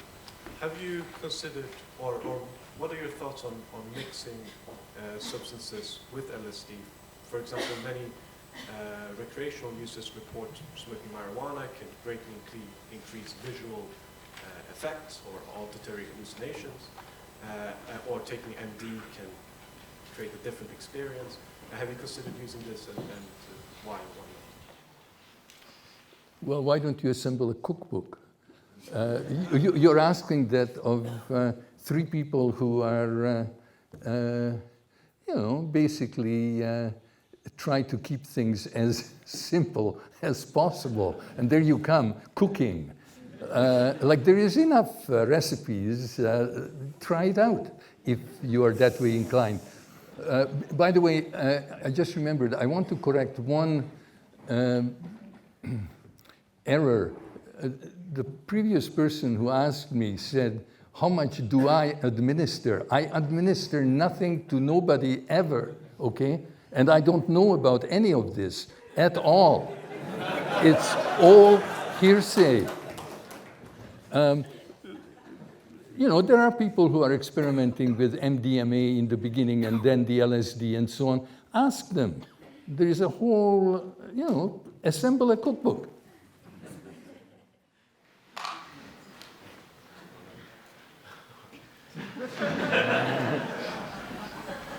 Hello. Friedrich, I actually asked this question to you back in May at your talk at the October Gallery. I don't know if you remember. Yes, yeah.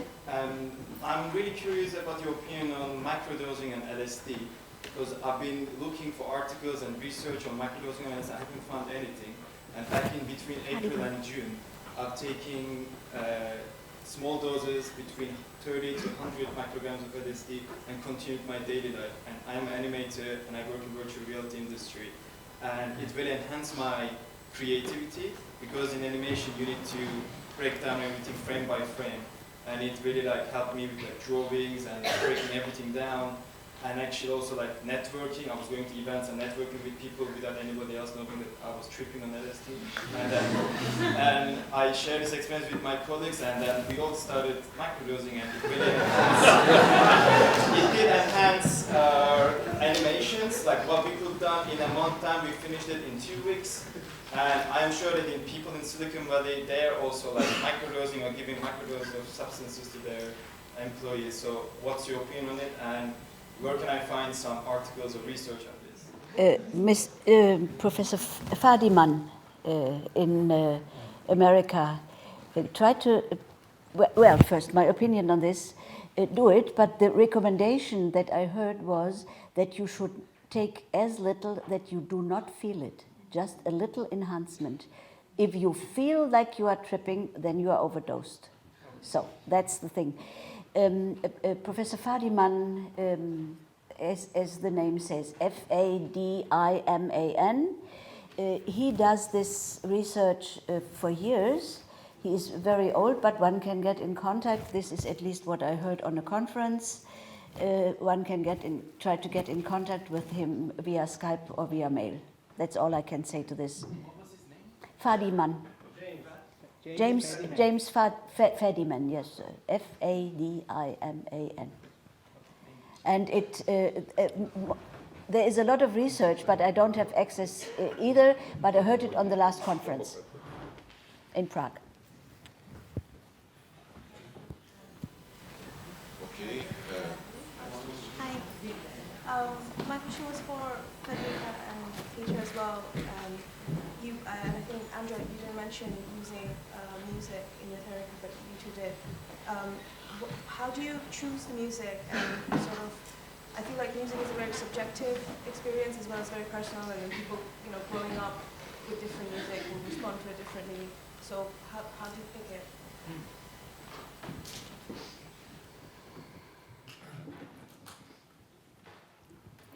Well, first I hear it myself, and the guy we learned with, he used to say, choose it with the heart.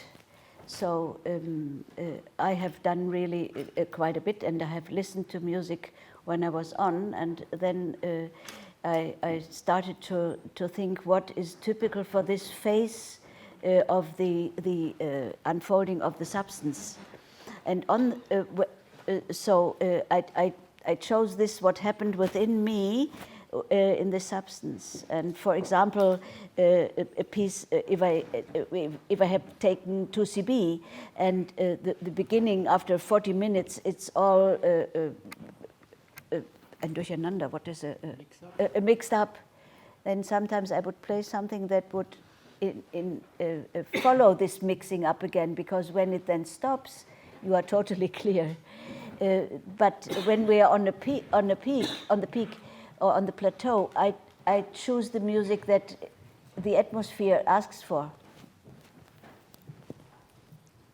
I agree with what Friederike said, and I would add, there is no objective way of what music makes with people. So especially when you are in a group, it's interesting, when you play music, there are some who tell, oh, this music was so beautiful, and I was just melting, and the other said, it was terrible, it sounded like plastic.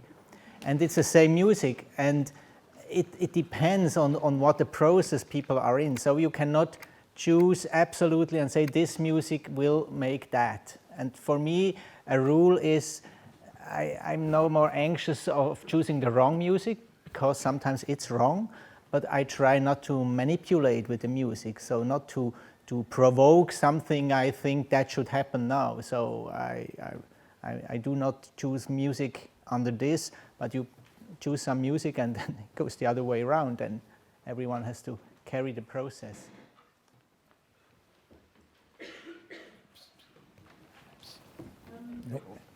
Just about music, I don't want to leave it out that during a psychedelic session there's a lot of play. There could be sex play, there could be aggression play, and there could be music that's played. Laing was a pianist, so it's very different if he sits at the piano and starts playing. I have a friend who accompanies people or comes to psychedelic session and he plays the flute, or drumming together is a very good play and non-verbal communication. And when you're drumming with somebody together, then there is a whole other dimension that opens up spontaneously, just as you play anything else. As far as the music, I basically never suggest it, ever. But before the session, I say to the person, if they think they would like to listen to something, they gather together what they want to listen to. They can gather photographs, whatever they think they need. About 90% of the time, we never get to it. Okay, it's kind of a cookbook question, but not exactly. In that, do you usually work only with LSD and MDMA? I used to do stuff like this, do therapy with people, shall we say, for want of a word. But therefore, I found a real difference between psilocybin, mushrooms, and LSD. And out of all of them, LSD was very chemically, and the others were much more natural and still got really great results. So I wonder if you use magic mushrooms or psilocybin, or mescaline, actually. The other one I nearly forgot. Or even actual therapies you say about the holotropic breathing. Holotropic breath. That one, do you find that just as useful as the LSD? Yes, I do find the holotropic breathwork as useful as the LSD. I have many, I did all ongoing therapy using holotropic breathwork, and mostly when they didn't get better or to where they wanted to get with the holotropic breathwork, then I would suggest, have you ever heard of something? And I myself came pretty much along with the holotropic breathwork. So, and the air is still legal. That's very good. So naturally, I used mescaline too, but it was hard to get. Then it was very expensive. It takes very long. So I used mushrooms, yes. With the mushrooms, they are teacher plants like the ayahuasca. So we only did talk and work in the ascent phase when everybody was, in the room again. I didn't didn't do anything, with constellation or so on the mushrooms.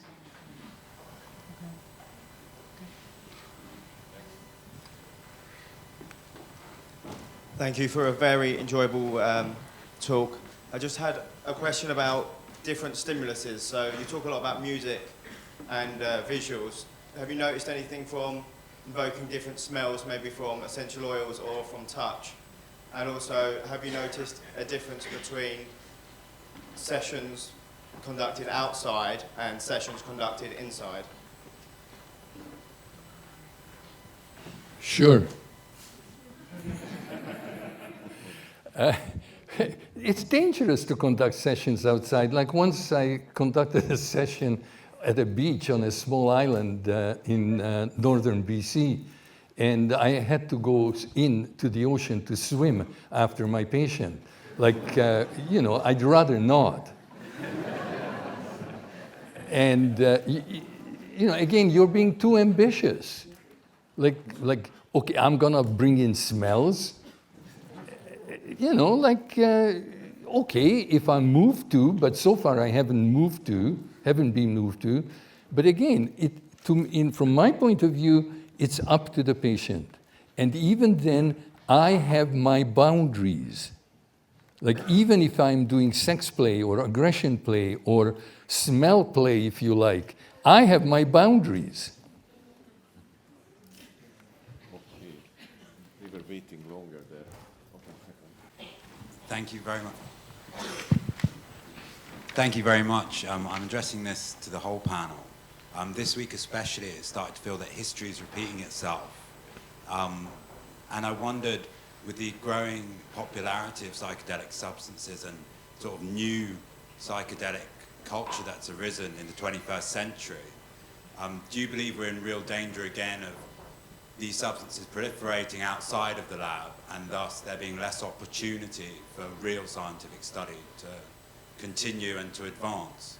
Because I would say that we're at a moment in time when this study is essential and that this treatment needs to proliferate as much as possible. So my question really is, do you think the popularization of psychedelics is actually affecting negatively your ability to advance it as a psychotherapy?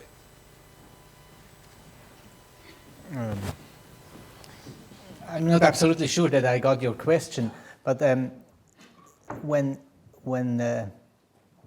the problem is that you are asking if the popularity is growing, if that is a danger for science.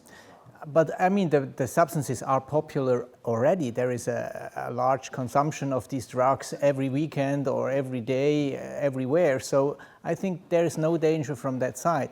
I just wonder what happens when big money comes in, when there is a way of making money with that drugs, and there I'm thinking there is a kind of misuse or danger. I see the danger more from that side. But with everything, I think we have to go that way and be aware of that, and hopefully it will not be too bad then. Okay, one more question, the last one. Hi, I was wondering, after the sessions you have with your patients, do you have a way in which you teach them how to integrate what they've experienced into real life? Teaching makes people stupid. I don't teach. Teachers stultify. It's like, if I teach you, already in that interaction, it's assumed that you don't know. It's always the other who teaches me, if anything. So the integration is, I'm all ears. I don't teach anything. Like, how does a baby integrate himself or herself in his or her mother's arms? It's the mother's presence that allows the baby to integrate once the baby falls to pieces, either in rage or grief or frustration or whatever. If when it's over, the baby looks up and sees the mother still smiling at the baby integrates. So there's no teaching involved. Okay. All right, okay. Then one more. You have to come down to the microphone. So I was thinking, like, traditional views of psychotherapy, and like, especially non-substance assisted psychotherapies are, somewhat boundaried. Like we have a lot of, say, like emotional boundaries or like physical boundaries or like self-disclosure and all of this stuff. But it sounds to me like from what you were describing, a lot of LSD psychotherapy is very low on these sort of boundaries, especially your story about the penis and the ass, Like, it sounds to me like a lot of these boundaries are personal to you guys, or are there more kind of general boundaries that you would deliver in, like, say you were training LSD psychotherapists, what would you tell them to, like, are there boundaries?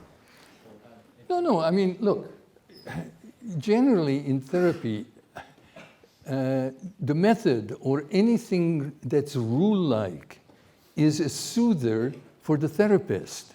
It has nothing to do, it's not for the good of the patient, except that the therapist's anxiety is being managed by the school that he or she belongs to, or by whatever general rules that person has. My boundaries cannot be anybody else's. So if I am teaching you, then what you learn from me is to be clear about your boundaries. You don't imitate me. You learn from me how to be authentic.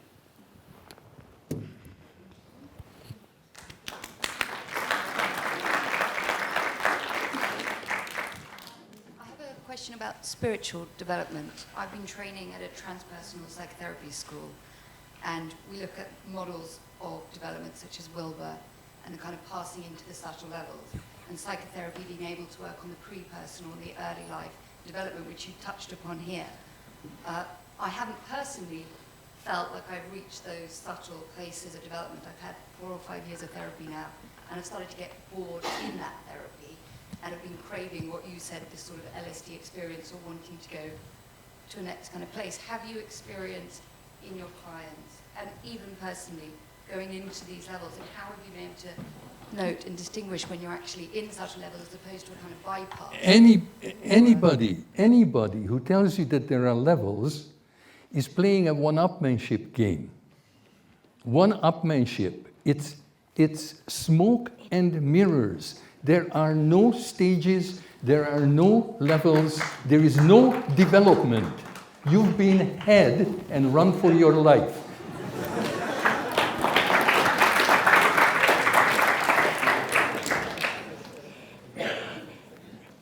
I can't say it so wonderfully provocative as Andrew, but the thing, what I would say is the same, only that in written words we have to somehow talk about things so that we sort of know what we are talking about. So, as Dan always said, you can't eat the menu, it's not the food. And the landscape is not the area, the map is not the landscape. And it is exactly this. So do it and you experience it, and then you will not be able to put it in words. And afterwards, you have to put it in words. That's the dilemma. So you have learned enough, I promise, do it.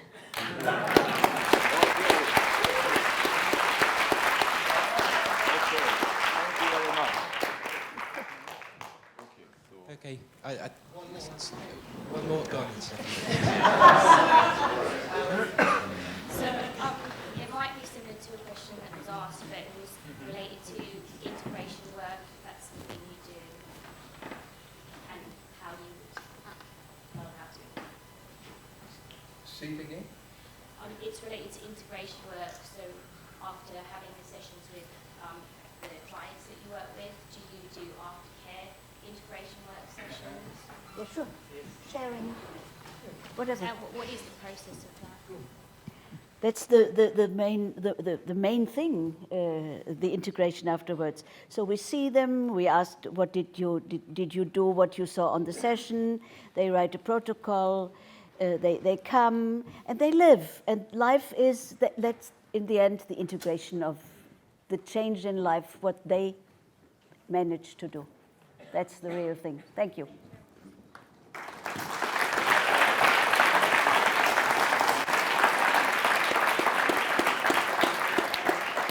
I am resigned as a chairman, so just do it informally. I want to thank all our four speakers and three speakers and chair for a fantastic evening.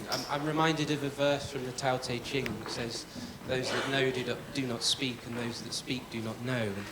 And whilst I would not say, obviously, that you do not know, I'm fascinated, and I will ask you afterwards, Andrew, what you mean by your sex play with patients. I think that's a conversation for a non-public venue. But thank you so much for everyone for coming.